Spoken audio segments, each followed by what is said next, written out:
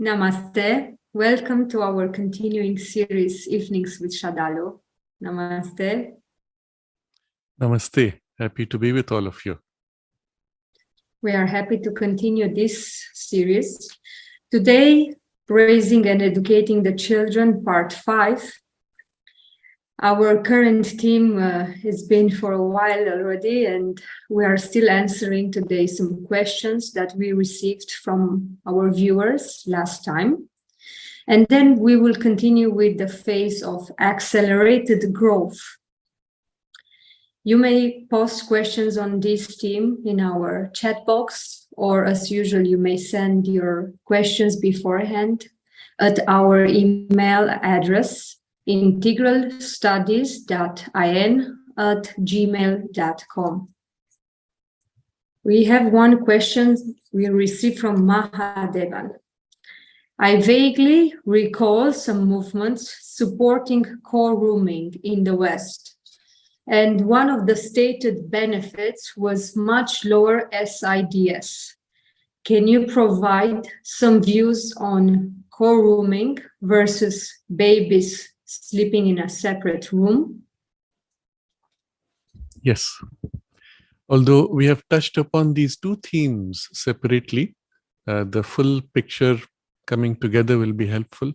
But first, before we take up this question, I want to make a brief announcement that today's session will be shorter than usual and about 1 hour at most, because just after this, I have another session with the La Grace Integral Life Center in the US, which will also be an online lecture on the theme of science in Savitri.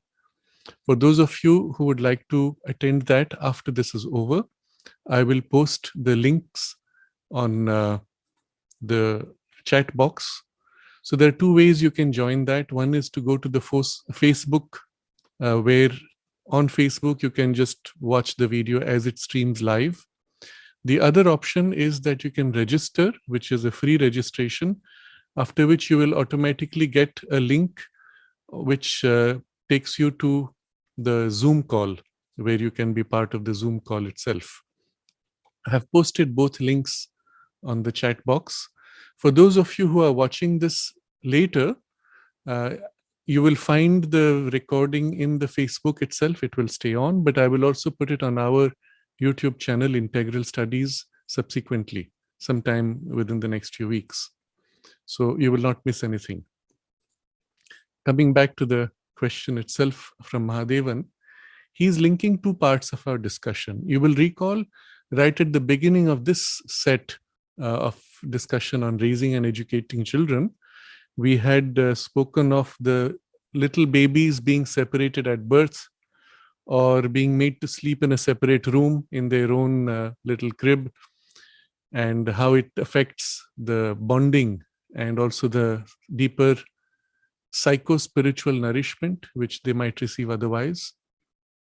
And last time we discussed sudden infant death syndrome, where I put it in the context of how science itself is often wrong and seriously wrong by asking mothers to place their babies face down on the bed to prevent sudden infant death, when in fact, as it was found many years later, many decades later, that that was an increasing sudden infant death, and to place the babies on their back was safer. So Mahadevan is linking the two things, that there was a movement in the West generally which encouraged having the babies sleep in the same room as the parents. And one of the benefits that they had claimed was reduction in sudden infant death. And so he asked for views on co-rooming with babies being in with the same room as parents versus babies being in separate rooms. This, although covered, there's an aspect which has not been so strongly discussed, and so I want to take this occasion for it. You see, nature has formed, as far as possible, through the use of instinct, all the stages necessary, not only for the development of the child, but also for the security of the child, as well as the deeper, higher nourishment. One of the instincts which is there very rooted in all species is at the moment of birth, the child turns with all senses to bond with the mother, particularly. That moment of attempt to bond is crucial. In certain animals in nature, it is so obvious. For example, I think it is with ducks, that from the point the chickens hatch, the first thing that they see moving around, they attach to as if it is their mother. So if it is the duck mother, they will bond with the duck mother, and then thereafter automatically, instinctively follow that mother in a line. Or if at that moment, and some people do that, some children, human children, will come in the place of the mother and move around, whatever is moving, the baby's chicks will bond to, and after that they will follow that human as if it is their mother, or a dog, or anything else. So there is a very interesting movie which was made about a human who had bonded, or to whom the chicks had bonded. As the chicks grew older, they still looked upon this human as their mother. And at some point in the movie, they have this person flying a little open plane, and the birds are flying behind in a V formation as if they're following their mother. Fascinating. So this bonding instinct is extremely important, and it is there in humans equally. But for some reason, and this reason also I will touch upon, this separation at birth has been institutionalized. It is a perversion. We must understand that. And it started, as I understand it, largely during the state communist ideology, where the goal of the statism, you see, communism has a spiritual truth, but then there's the statism, which Sri Aurobindo warned about, where the state takes the place of the divine, and then becomes an enforcer of a uniformity. The state communism developed its own science to be able to impose uniformity and thereby control human beings from the, let's say, central Politburo.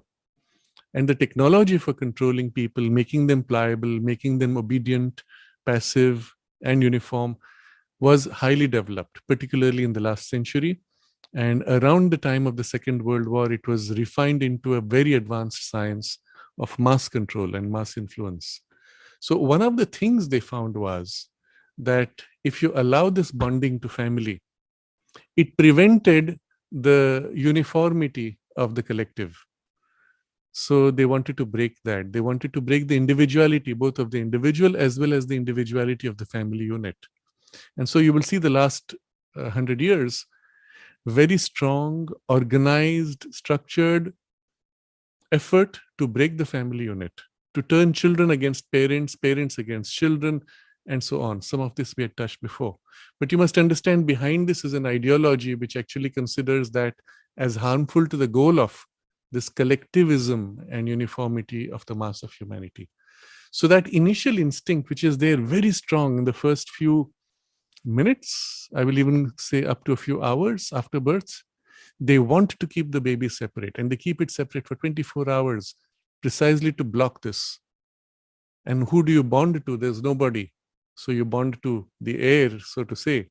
But that does not fit the individual need, and it makes the person insecure. So this is one side of the story.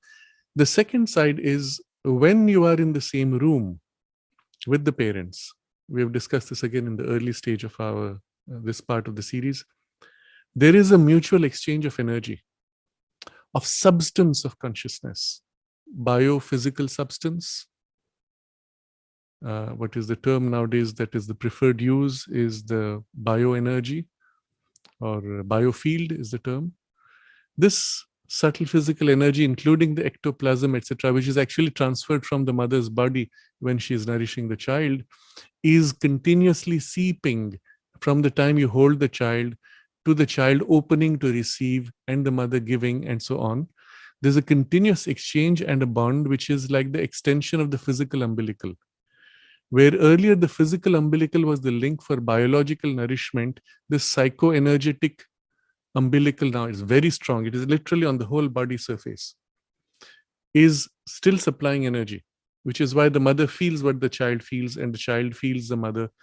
And at that point, if you separate, it is like those ducks who suddenly feel, oh, the mother is gone. Where is the mother? And it looks, and when it identifies, it quickly chases and follows in line. Something like that happens in the human consciousness. When you separate, something is missing. A part of me is missing. The mother feels that, the child feels that. But because it has been so drilled in by the social programming and the cinema programming, media programming, and education programming, that people do it thinking this is normal. It's not. It was never, in the last thousands of years, it was never normal. And it is a recent invention in the modern society with this mass control ideology. So there are two things. One is this nourishment that takes place, and the other is the sense of security of the physical body. You see, the baby form has just been separated from its mother. It's still feeling the lack of its otherness, its other part. And at that moment, to touch, even to have just the contact, you will see instinctively the mother will keep her child on the baby even when it is sleeping, if she's sleeping next to it. And you may remove it, but in consciousness, the energetic link is still there. When that is distanced or separated or cut, you cannot really cut, but you can distance it sufficiently that it feels cut. At that point, the child feels insecure in the body consciousness. So children who grow up with the sense of physical security from the physical presence of the parents actually grow up more healthy and more secure, less insecure psychologically, whereas those who have been separated early on and forced to remain artificially separate imbibe this habit of being insecure. And they don't know why. In adulthood, they grow up with that. They don't even know that this is not normal. They feel it as the normal thing to feel. No, it's not. You are damaged on some level, and you compensate for it in various ways. You will see this happen even with very aged people, when they tend to be bedridden or when they have very low vitality. It is helpful for them to have someone nearby, someone being present, and they feel secure. Ah, yes, someone's there. Or you will see this sometimes in couples who have very strong bonds, that instinctively they will turn and feel, oh, where is my partner? My partner is missing. And you feel something missing.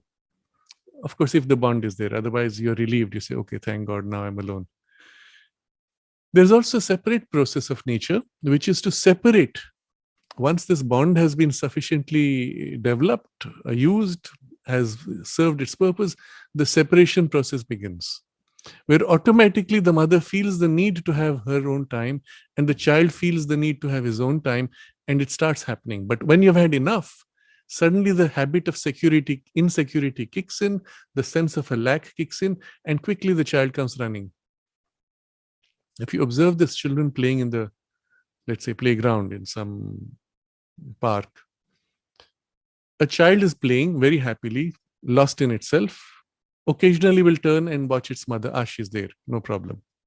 The mother is busy chatting with her friends, common parents, and occasionally will turn and check, ah, my child is well, no problem. And if for some reason the child has a little accident, he falls, hurts himself, something happens, what's the first thing you do? You don't stop there and say, ah, I fell, let me continue to play. First thing, you run back to mom and hug. Why? Think about it. It's not just nourishment, it's the security in the hug, the sense of protection in the embrace, the sense of being enveloped in the love, and the sense of feeling complete. And in that sense of feeling complete, also the healing that takes place, psychological as well as physical. These repeated contacts of healing are extremely important. Separation, joining, separation, joining. Then depending less and less on the physical joining, more and more on the psychological joining, until at some point, there is only that psychological love and affection and bond, and even at a distance, which can continue to nourish. And you develop more healthy relationships because you're sufficiently stable as an individual, sufficiently independent and secure in yourself. That whole process may take up to 20 years. It doesn't matter, but it's a thinning, gradual thinning, and you have to allow it to find its own, let's say, security or rhythm of separation and joining. So observe the child, observe when the child needs to be alone and separate, allow that, and observe when the child is asking for closeness and security, Offer that, and then again allow the separation. And especially once or increasingly as the child comes into its own, it will of its own demand its privacy. Ask to be separate. And that's the time when being in a separate room becomes automatic. Even the child will be happy for it. So what you do is, as the baby is totally dependent, you're in the same room. As he grows older, if you have the luxury of a separate room, not everyone has, but you provide his separate space, separate bed, and increasingly allow time in a separate room, where also you will see the night routine instinctively is for the parents, especially the mother, to hug the child, put it to sleep, and then go away. It won't work if the child comes to parents, hugs, and then goes to his room. It doesn't work. In the act of falling asleep, the child needs to feel secure, and then the mother can go away. It still happens when the child wakes up. Where is she? And if the mother has gone out of the house, even if it's for a short time, occasionally there might be a panic. What happened? And you want to ideally avoid that. When it does happen, you can't help it. You take it as a learning experience, but you don't enforce that kind of a panic experience. You let it happen gradually. As he's old enough, you say, I'll be going out, I'll be back in 10 minutes. If they don't know how to read the clock, you say, when the big hand moves down up to here, by that time I'll be back. And give them some activity. You watch them enter immersion in activity, then go away and come, and so on. So you remember the discussion last time? Observe, the child will show you when you need this. We can go to the next question.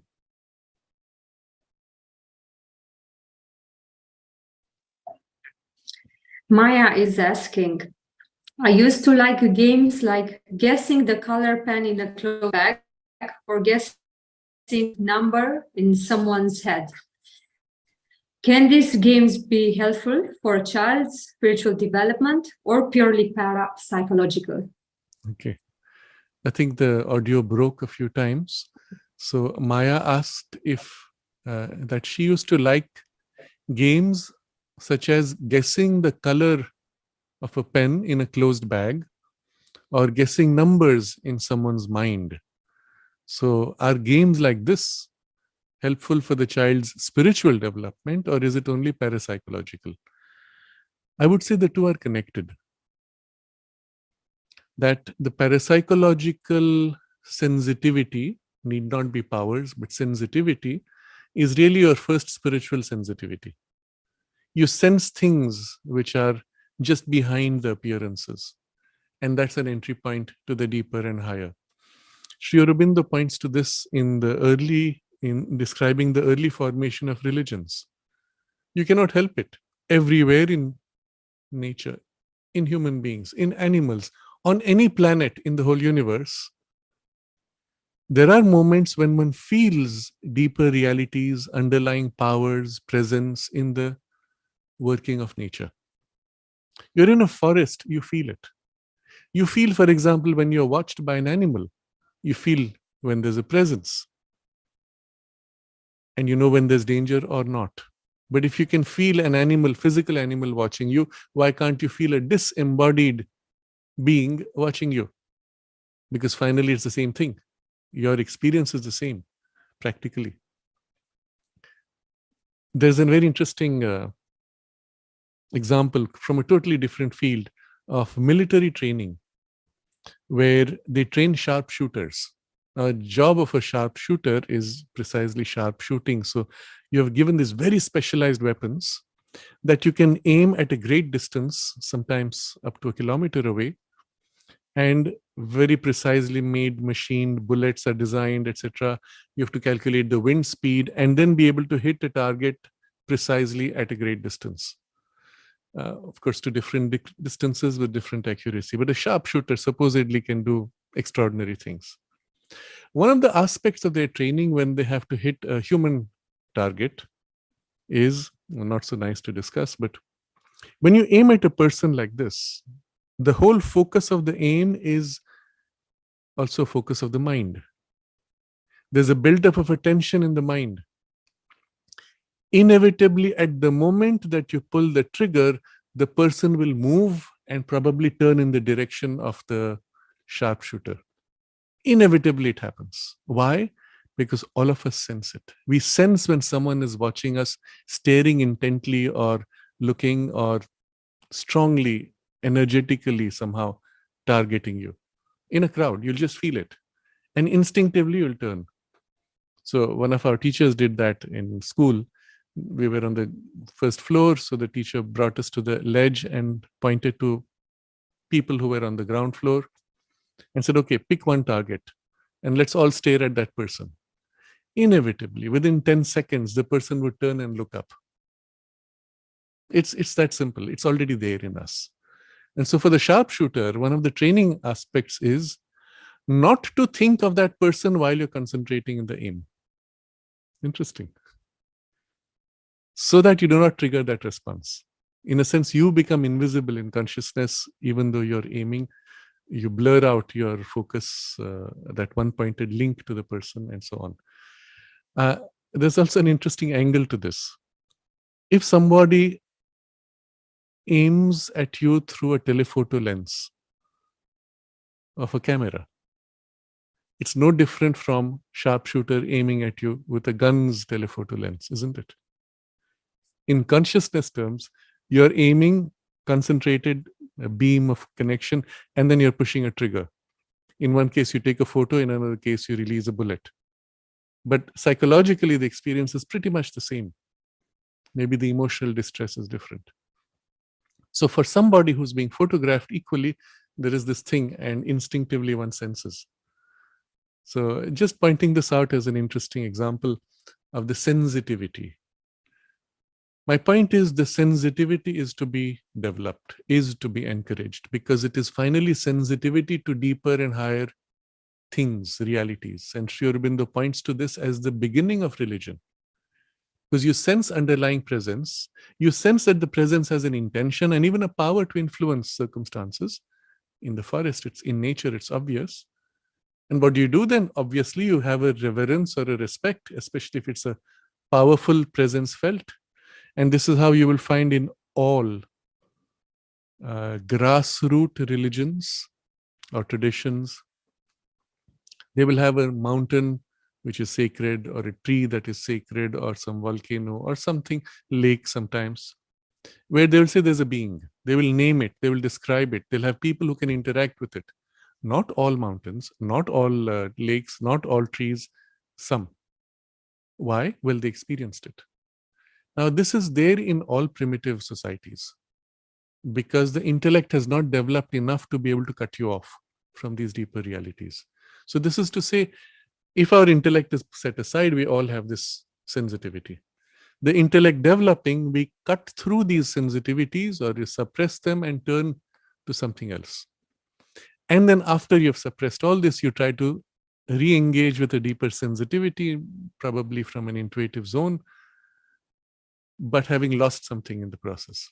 So ideally, we make the distinction between this, I will use the word subconscious or subliminal sensitivity versus a supraconscious, supraliminal sensitivity, which is what the intuition would open to. But recognizing that these two are connected, that having one can help in the development of the other, we would want ideally to assist in both. So as a child, you're going through that phase of what may be called early religious sensitivities. So subliminal, subconscious sensitivity, build on it.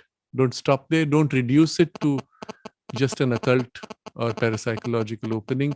Turn it rather to something deeper and higher and truer. That would be the way forward. And if as part of the mind, guessing numbers and guessing what is in the bag is enjoyable for you, that means something in your being yearns for developing that faculty. As a parent, I would observe and say, yes, go ahead, let's play with it, let's have a little fun. But then consciously extend it even. Put cards face down, try to feel, sense, pairs, or what is under. It's not difficult. It's surprising. If you try to guess with your mind, it's difficult, or you get it wrong almost always. If you don't try to guess, you just pick a card and without thinking, just say what it is. Very often you will be close or you'll be right. You're tapping as if on a level which is just below your rational mind. So we will call it a vital intuition or an instinct. And this may prepare you for the higher intuition if you don't stop with it. Sri Aurobindo actually suggests in his writings on education, he speaks about these so-called psychic powers or parapsychological powers. And he suggests that these are necessary part of our evolution, and there will come a point where we will have these as part of our formal education also. I do believe that for those of us in whom the interest is spontaneously there, that we are already ready for it, and one can lead through a kind of either a play or even an organized kind of training, but being careful not to get into occultism. And I'll distinguish these two things. Developing faculties of perception or sensitivity is fine. It's developing yourself. Engaging with powers, using technical means of ritual or mantra or magical operations, especially while using intermediate powers, all this would come into classify as occultism, to be shunned completely. Keep children away from all that junk. It's dangerous. This is very different. This is a sensitivity of a direct perception. Even there, not all children may be ready. Not all may consider it healthy. Because also once you begin to sense, well, you sense things which you may or may not like. So you should know how to deal with it. More important, you should know how to close the perception when you need to. So in practice, people who have these kinds of perceptions, if they have not learned to close, it is very disruptive. It is extremely intrusive, because all the time you're seeing, feeling, or hearing or sensing things, and it's not at all nice. So most often, either they lose it or they learn to close it. And then they live a closed life and open when needed, close when needed. And that is more useful. Of course, occasionally the presence may intrude because it's very strong. You just sense it. But otherwise, the ability to close and open becomes important. I'm giving these as indications for those who may choose at some point to develop these capacities. As adults, if you so feel inclined, you may still do it. Of course, as children, you're already half open. It's easier, but also it can be disruptive. But as adults, we can be less disrupted because we are sufficiently stably individualized. And then one can learn to begin to perceive. Here, though, I would put for us, the priority is perceive the divine presence, not intermediate levels. When, for example, you're in nature, top of a mountain, you feel the peace, you feel the calm, you feel the wideness. Concentrate on using that as an opening to the divine presence or the self, or whatever your conception of the self. Don't stop with intermediate powers and presences. So you perceive this tree is conscious, or it feels as if this tree relates to you. Well, you respect it, you feel it, you perceive what is the sense of the message or the communication from the tree. And then from there, extend it to something deeper, wider, higher, vaster. And then this is a part of that. If you enter into communication with a tree, build a special relationship. Suppose you do feel that naturally happening because the tree is in your yard. Well, that's different. But now if you say, now I'm going to specialize in talking to trees, okay, fun, interesting, but maybe the same energy could be spent in deepening the rapport with the self. Because finally, it will require the same energy, the same time. Keep your priorities clear. Don't stop with intermediate levels, and I think you'll be fine. I think that's about it for this question. We can go to the third. From a mother. My child is refusing to study. How to force her to study? Teachers are upset and complaining. They say she has a problem. Should I take her to a psychiatrist? Give medication? We scold her so much, but she does not change. She's not sincere in her work. She's weak and does not even react or fight when others, youngsters, than her bully her? Yes, this is a very strange question. And I had occasion to just this morning interact with the mother who has raised this question. And the first thing I asked, and then this mother said, the mother was crying. She was crying because she doesn't know what to do with her child, because the child is as if now a completely lost case. Teachers are upset, parents are upset, and the child feels nothing. So it seems. So she's asking, what do you do? Because all the teachers are complaining, and do we need to take her to a doctor? So first question was, I said, what is the age of your child? She's 10 years old. And I said, and what is the problem that the teachers are complaining about? So she does not obey them. Okay, give me an example. So what happened? Apparently, there was a test in the classroom. The child wrote out all the answers. And then there was a little box where you had to write your name so that the teacher collects all these and knows which child wrote which paper. You can see how it's already part of that industrial mentality. So instead of writing her name, she wrote somebody else's name. But all the answers were correct. Teacher's upset because the teacher felt slighted. The teacher felt insulted.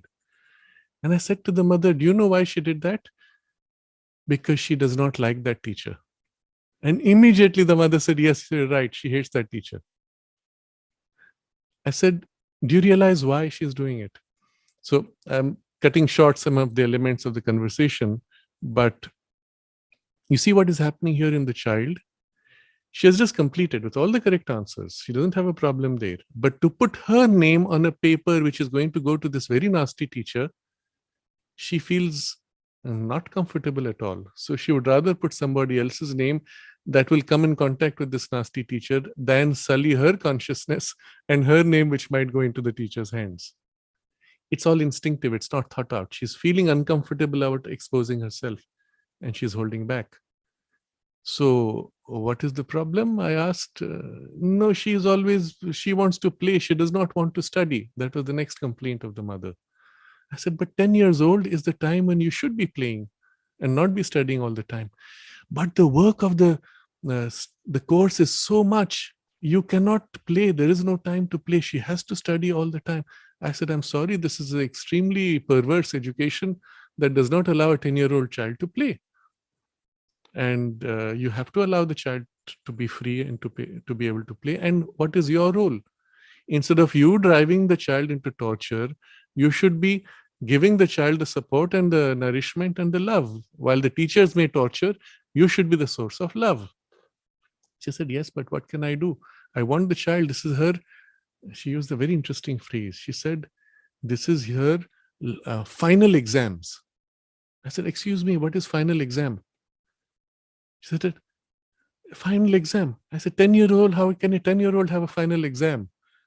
She said, that's class 5. It's her final exam. After this, she enters into formal school education. See how terrible this is. And I have seen parents similarly crying because their child hits final exam in class 10, which is final exam before the boards. And then it's the final exam on the 12th class because after that, it's going for higher studies. How many times your final exam? And you see what the word final gives a finality. This is it. You get it or you don't, and you're out. Oh, how horrible. Instead, if you replace that word by saying, oh, here's your class 5 exam, would not be so threatening because another 4, 5, 6, 7 is just another number. But you've called it final exam. Oh, you're in a panic. And the parents are in a panic. And the child is seeing the panic in the parent's face, does not want to participate in this torture, and so is refusing to engage, can do, but refuses to engage. And then I told this mother, I said, everybody is pressuring her, torturing her, harassing her, scolding her. Who is left in the world who will give her love unconditionally if you don't do it?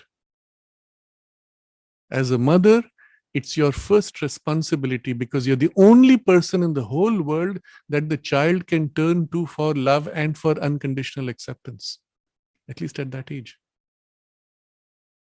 And if you are not able to provide that, you have failed in your primary responsibility. It's not your responsibility to torture her, to drive her, or scold her. Unless there's something really harmful that she has done, then the scolding. But again, the form of it may be different. If you do not provide that acceptance and unconditional love, there's nobody else left in the world. Who is the child going to turn to? Do you want the child to grow up damaged, feeling that there's no one in the world who loves you, and then either going into a shell to protect from hurt, or chasing after some imaginary source of love which is always fake, false? Do you want to damage the child from lack of what is the most basic necessity? So she got the point at some stage. And then about this whole question of medication and psychiatrist, I'm sorry to say it is a very dangerous trend now. And big pharma, as you know, is only interested in profits to the detriment of people's health, to the damage, sometimes lifelong damage. They want to have lifelong damage because now they have a lifelong customer base of sick people.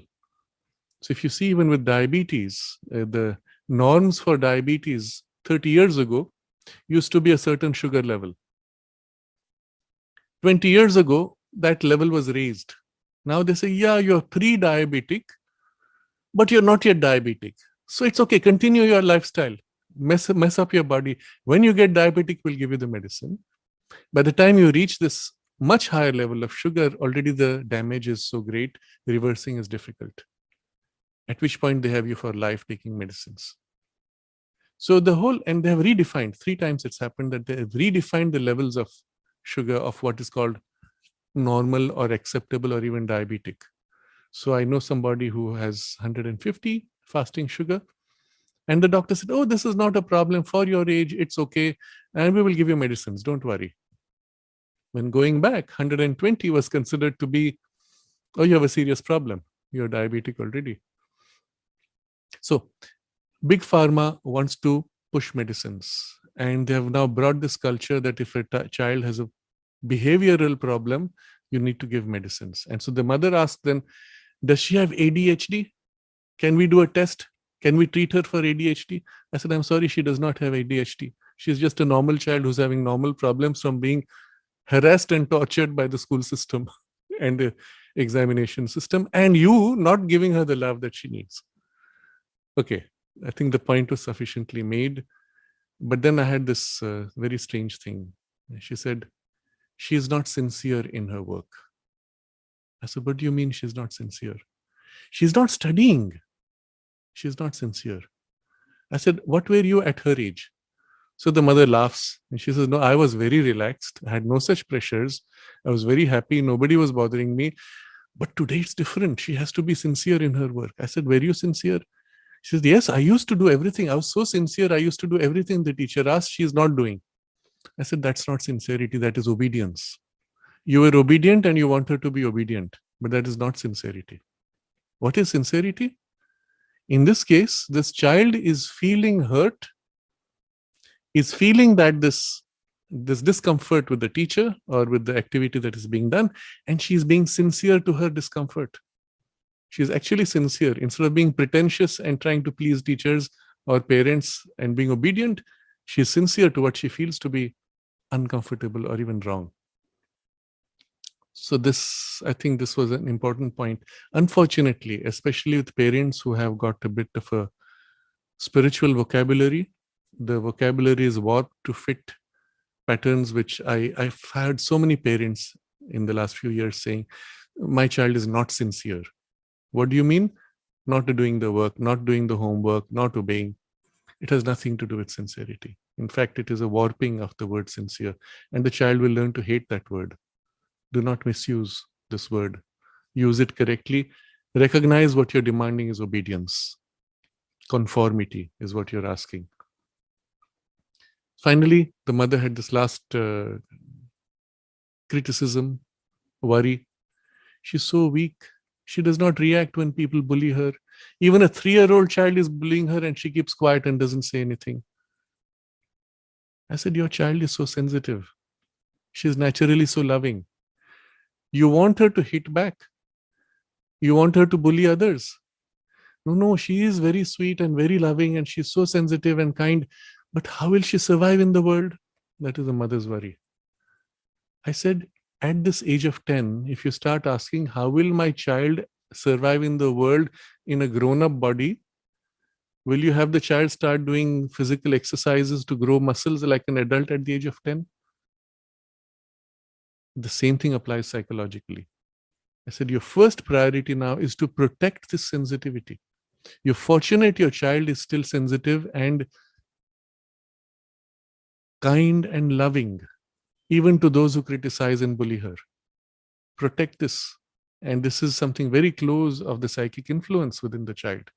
Protect this. And your first responsibility is to protect this by giving her unconditional love. Tell her, I don't care whether you do your homework or not. I don't care whether you obey your teachers or not. You will always be my child. I will always love you, come what may. This needs to be said unconditionally. Not only said, then you have to do it in your behavior. You cannot be upset, oh, you didn't do homework, now I'm upset. You cannot do that. So as we are speaking, she says the child is in the next room and she has asked me, when are you going to call him? And she's waiting. I said, that's because she knows what I'm going to say to you. You have to be unconditional in your love. All those other games of manipulation, etc., which you, as I said, you see other children doing, you don't want your child to become manipulative and perverse. You want to protect this sensitivity. And as she grows up, she will learn to deal with those things. Right now, she is not bothered if somebody criticizes her or teases her. What's your problem? And then maybe you can teach her how to respond. If someone says this, perhaps you can try this out. Perhaps you can try that out. In her own way, she can give appropriate responses or not. But you'll have to feel your way and provide always this unconditional protection and nourishment. So I think that covers the question suitably. But I wanted to share some of this because so many parents today get anxious at a young age and somehow want their child to become an adult right now when the child is not ready. Even the biology has not started growing. What do you do at that point? You cannot expect the child to be aggressive and protecting herself in some aggressive or perverse way. You have to provide that protection. And the rule of thumb, till the age of 12, when individuality of mind begins to form, till the age of 12, all learning is play. All play involves some learning. Do not distinguish between these two things. If the activity is not play, is not fun, is not interesting, it's not useful. Find a way to make it play, and through the play, let the child grow. And that's the only way it will happen. The moment you impose, the moment you create this artificial threat, fear, pressure, the child begins to close and the vitality, interest, and mind begins to wane, weaken, and sometimes revolt if they're strong in vitality. You don't want to create these distortions in the personality. Now, I give an example here. This is often the time when the child also starts lying, cheating, deceiving to protect itself or to reduce the pressure that comes from parents or teachers. There's a different experience where a child will attempt to lie, to deceive as part of a play and immediately reveal, or while lying, reveal that he's lying, part of a play or an experimentation. And that is still acceptable as a passage of experimenting. But you have to be very clear with the child. At least with me, you should never lie. I will not lie to you and you should not lie to me. And whatever may happen, whatever you may say, I may be upset, but I will not hold it against you. You must have this degree of transparency, ideally with both parents. In some cases, the relationship with the father may be different. Even for the children, they perceive a different role between mother and father. Depending on what they perceive, you may allow that role to be different. Generally, you see, they call father figure somebody that represents a position that is more stable, rigid, and thereby from stability comes the sense of being firm or even severe. Need not be severe, but the idea is it is firmness. And from the mother's side, it is the softness and embracing character. We'll discuss the relationship or the role of the genders in one of the soon to be sessions. But this right now, I'm just pointing out, observe how the child relates.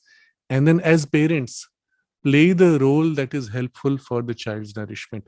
Remember that there are two sources of nourishment and they are different. They have different roles for the child's perception. Both are necessary. Observe what the child expects from you and find the right balance between the two of you. But always the relationship should be whatever the child may say. You will never punish for speaking the truth. There may be consequences, but there will not be punishments. You broke that, okay, we will repair it. You spilled that, okay, I will help you clean it. We will do it together if the child is young, or if they're old enough, okay, you need to clean it, you need to go and say sorry, you need to set right the harm you did, but no scolding for telling the truth. Because that is the easiest way to push the child to start lying in order to protect himself. Who else can he speak truth if he cannot to his own parents? And if now parents cannot or will not allow an environment where the child can speak the truth, the child will now look for somebody else. Sometimes they are their siblings who may not be themselves mature, and they will learn bad habits from them because they turn to them for that sharing of truth. And in the process may get sucked into some other forms. Or if you're lucky, you have a grandparent with whom you can share some secrets. If the grandparents keeps it secret, that is also an aid. But my point is, first, you as parent should be able to provide that base of relationship, of trust with each other, which means you must live up to your commitment. You will not scold the child for speaking the truth, whatever that truth may be. Second, your love for the child will always be independent of anything else. No ifs, no buts. Love total always. Where you have done wrong, well, I will help you face the consequences, but I will not stop loving you. And there's nobody in the world who will love you unconditionally. Maybe there are others if you're lucky, but first role is of the parent's responsibility. I'm going to take a brief look at the chat box also.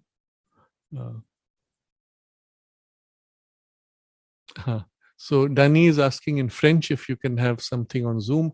Yes, there are programs. Some of these you will find on the YouTube channel under the playlist of French talks. There are 13 talks. Additionally, there are others which you can also see, which are in French, but I think you will have to contact the people who have organized it from France. I think you'll find a Facebook account which is run by them, and you can write to them and they will give you the links for other talks. Bihan is asking, can you please suggest exercises, activities for an 8-year-old boy with moderate autism to decrease repetitive behavior, anxiety, hyperactivity? I think there was an email from Bihan also about this. You know, we could suggest many exercises and activities. I've already suggested many in the previous talks. Do take a look at some of those, because now we have covered this topic multiple times in different ways. I don't want to repeat. But more important, I will describe the principle. Observe what the child needs. Observe what are the patterns which trigger the distortions. And then encourage the things which lead the child into immersion in some learning activity. Avoid the things which lead into the distorted responses by nourishing the positive and ignoring the negative. The error which is often made, you reinforce the negative by saying, don't do this. So just as an example, if I tell you, don't think of a donkey, immediately the picture of donkey comes. You see a sign that says no smoking. What do? You put a cigarette and then put a cross over it. What are you doing subliminally? Cigarette, cigarette, cigarette, cigarette. Everywhere you're showing cigarette. On the road sign, and this is all deliberately done, by the way, it's a strategy used by these marketing companies. On the roadside, they will fund road signs that say, don't drink and drive. Responsible drinking. You see, now drinking is made into a positive activity. Even the word drinking is a twist. When you say, you don't drink, of course I drink water. Of course I drink juices. You don't drink means drink has been associated with alcohol. It's a game they have played to warp society's values, to change the meaning of a common word of something you have to do as a biological necessity, and they've replaced that by drink alcohol. So it's what is called subliminal programming, and this play of words is called neuro-linguistic programming.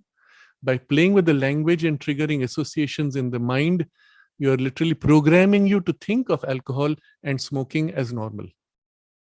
Only you shouldn't drive, but it's normal to drink. You're responsible when you drink, but you didn't drive. You see how responsible you are. That's the game. This is called negative reinforcement. You will end up with negative outcomes. You tell a child you are autistic, you have hyperactivity. The child will now look at himself and say, I'm autistic, I'm hyperactive. And whatever pattern it is, will simply start replicating. Of course, I'm hyperactive. Why are you bothering me? I'm hyperactive normally. This is me. And I keep doing. Instead, you will encourage. You don't say anything. Do not label the children. Do not treat it as a medical issue. Treat it rather as a biopsychological issue. What do you do for a human being who has a problem of blood pressure, hyperactivity, and restless mind or body? What do you do today? The most common thing? You go for yoga classes. Isn't it de-stressing? Well, do the same with your children. Do it for yourself and with the child together. If you can find a place where there's yoga class, by yoga, of course, we mean not the spiritual yoga, but the physical exercises of asanas and pranayam. If you can't find a place where you live that has these classes for children, you enroll the child, but you have to start it yourself. The child shall not feel that you're treating him for a disorder that you don't need because you're normal and he's abnormal. You see, all of us, both parents or anyone at home, we're going to do yoga because with this, we will become calm, secure, strong, intelligent, clear mind, free of stress, being focused, being effective, increasing intelligence. All these are benefits. And we're all going to do this. Unfortunately, we waited too long. Let's start. So the child goes in child's classes, adults go in adults' classes, but both are doing it as a normal thing. By labeling the child abnormal, the child internalizes it and then justifies it and makes no effort because I am sick, I am not normal, or rebels and exaggerates the abnormality as mine, that's me. But more important, by identifying with that pattern, you're entrenching it. So do not label it. Instead, encourage the activities which will help to focus attention. So moderate autism is very easy to recover from. Give interesting activities, let the child engage with others, ideally same age or grandparents or parents, in activity of game of exchange. Listen to the discussion last time for the psychic being the exchanging games, where you pass things back and forth. They are extremely satisfying, and that's how you build relationships with the universe, with other beings. So you'll find all the clues necessary in what we've already discussed. And rather than just giving you some fixed exercises, catch these principles, observe your child, and apply them with enough examples already shared. Do not treat it as a sickness. I've also spoken before about this, and that's why I didn't want to repeat too much. Much of the causes for hyperactivity is restlessness from poisoning of the food. It's a known research that food coloring triggers irritation in the nerves, which makes the body restless and the mind restless. Detoxify the body, cut out all these packaged foods, which also have large numbers of preservatives, which are nerve irritants, even poisons. And they're microdosing poisons, not microdosing. They're low dosing poisons. It's more than micro. Remove all that, give healthy food, fresh food, nourishing food, If you like, do a blood test, you might find the child is low in B12, deficient in iron or vitamin D3. Most Indians are. Compensate for it through proper nutritional correction, not immediately through tablets. If needed, you take supplements. But very likely, just correcting these basic things, everything will fall into place. Start with the assumption your child is fine. There is some imbalance due to external factors which you need to correct. And then from there to build increased attention, Bihan says, increase attention span, IQ, self-esteem, emotional regulation. It's an 8-year-old child. Do not worry about these things now. All these things will unfold naturally as the flower blooms. Trust. Trust that nature will make it happen. All you need to do is provide this nourishing environment. Do not worry about these things. They will happen. I go to the next question of Anupam.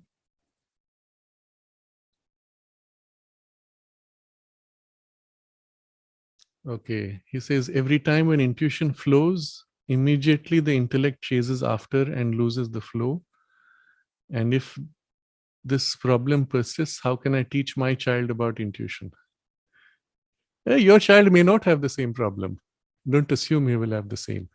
But how are you going to teach your child about intuition? By talking about it? Or by asking the child to feel and trust? These things, it's okay to speak about, but first you must have a reference of an experience. It may happen spontaneously. Your child says, this happened. I knew. Didn't I tell you before? And sometimes children have that intuition. And you will say that. You say, yes, you were right. You had an intuition. There's a word you have linked to an experience. If you sit the child and say, I'm going to talk to you about intuition, there is this magical faculty, it's not going to work. So start with an experience, or start with your experience. Suddenly I got this feeling, I knew this would happen, and I checked and it was right. And then you tell the child, all of us have this. Observe. When you know things without external support, observe. And this is something which you can develop. That's how you're going to begin. By an experience or a reference to an experience, and then self-observation. And then the key to that is, of course, becoming very quiet and staying in that quietness to become aware and to receive the insight. So then have you done the basic training to make your child habituated to being quiet?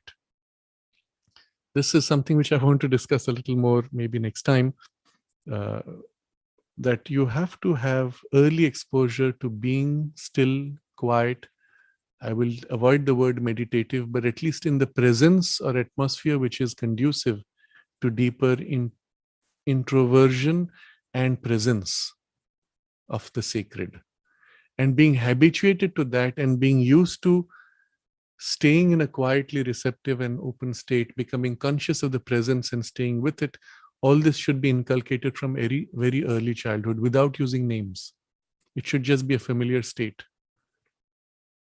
And then you will not have difficulties, and all these things may open up quite naturally. And I think I will have to end with the last question from Manali. How do I know as parent that my child is a special soul? Although all parents say their children are special and they know it by inner feeling, my question is, what is the way, as you once said about aura? Yes, all parents feel their children are special because it is true. You do not need your child to be more special than another child.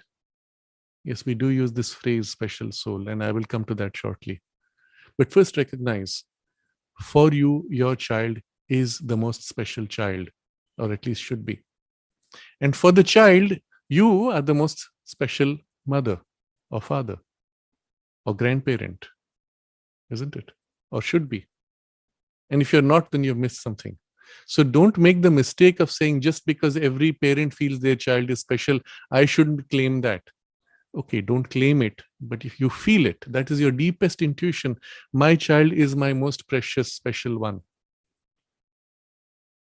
It doesn't prevent you from appreciating other children or that their parents feel them as special for them, isn't it?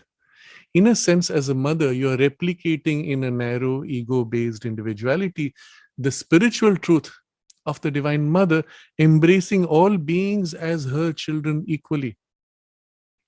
Every soul is a spark of the divine consciousness, formed of her energy, nourished by her, and cultivated, grown, helped, nourished by her exclusively, uniquely, in a way that is never repeated with anyone else. And so to the Divine Mother, each child is unique and exclusive in that uniqueness and the most special in that way. And it does not prevent her from having every child as her own unique, very special child. And from the child's experience, similarly, your relationship with the Divine Mother is unique. There's no one in the whole world that she loves as totally, entirely, and uniquely as she loves you and as you love her. It's the most unique, special relationship, never to be repeated. It would be pointless to repeat, isn't it? To have two of you. They're all unique, and she has a unique relationship with them. They will all feel uniquely with her. It doesn't stop you from having this most total and complete relationship. As a biological, psychological, and hopefully spiritual parent, you should also feel the same. And there's nothing wrong with that. So treat it this way, that your child is special. And a special soul because the child has chosen you, and especially if you're a conscious mother, you have aspired for a special relationship, a special soul, and what you have been given is aligned to your aspiration.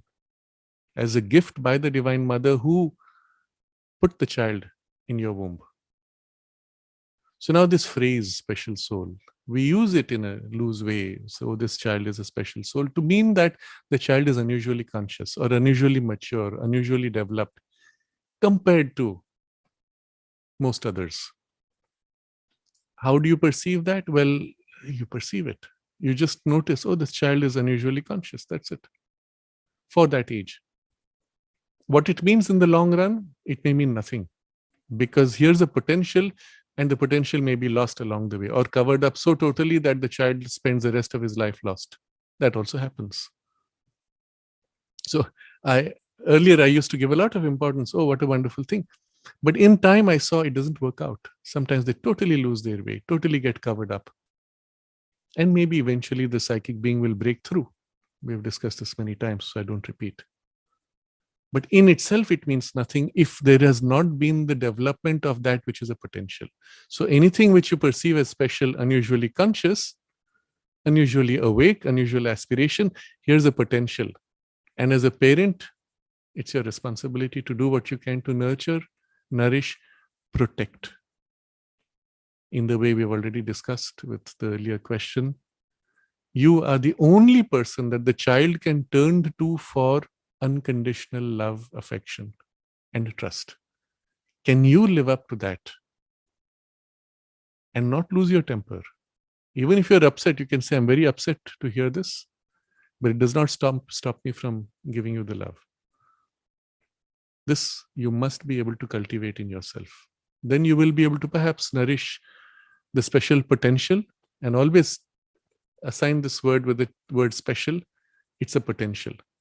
What happens with it is entirely left to you as parent, child as the one who holds the potential, and to the extent possible, the society's support or even opposition to that potential. So if you keep that word potential in mind, you are reasonably safe not to lose your way. But do recognize your child is special. And if you have invoked consciously a conscious soul, well, you may perhaps given that gift. Now be worthy of it, because the demand on you is much greater also for the conscious soul. So I think we will close with this idea. For each one of us, our unique relationship with the Divine Mother, and each one of us is for her the most special child in this unique way, with a unique special potential that nobody in the whole universe has. And she is here nurturing you for your unique special potential, isn't it? And so give yourself entirely, because she is the only one in the whole cosmos to whom you can give yourself entirely and have always her divine love unconditionally. Human mothers cannot give that totally. She alone can. And we have that, isn't it? As children of the Divine Mother. Give yourself to her and receive her unconditional love. And the more complete, because you can give yourself entirely and exclusively. If you give yourself partially, you receive partially. When you give yourself entirely and exclusively, you receive totally. And this is the key to the sadhana. We'll take a moment to concentrate on this.